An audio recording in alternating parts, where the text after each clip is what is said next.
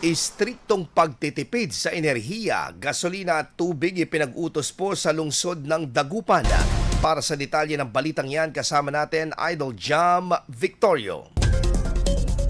104.7 IFM Report.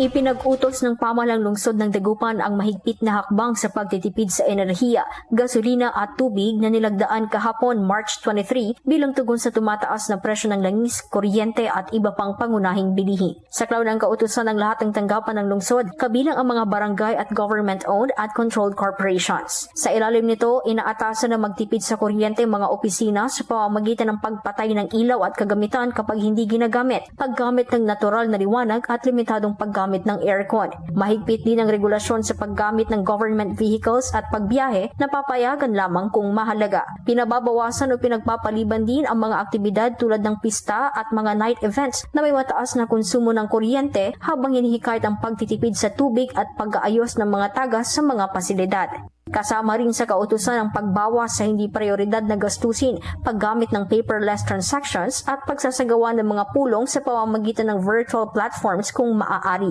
Bilang bahagi ng pagpapatupad, bumuo ang lungsod ng isang Energy, Fuel and Water Conservation Task Force na siyang magmumonitor ng pagsunod, magsasagawa ng inspeksyon at magrerekomenda ng karagdagang hakbang. Hinihikayat din ang pribadong sektor na makiisa sa pamamagitan ng pagbabawas ng konsumo ng kuryente at pagpapatupad ng energy efficient practices. Agad na epektibo ang kautusan at mananatili hanggang sa ito ay amyendahan o bawiin ng pamahalaan. Kasama mo mula dito sa IFM Dagupan. Ito si Idol Jam Victorio. Tatak, IFM.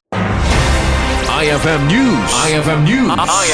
IFM News.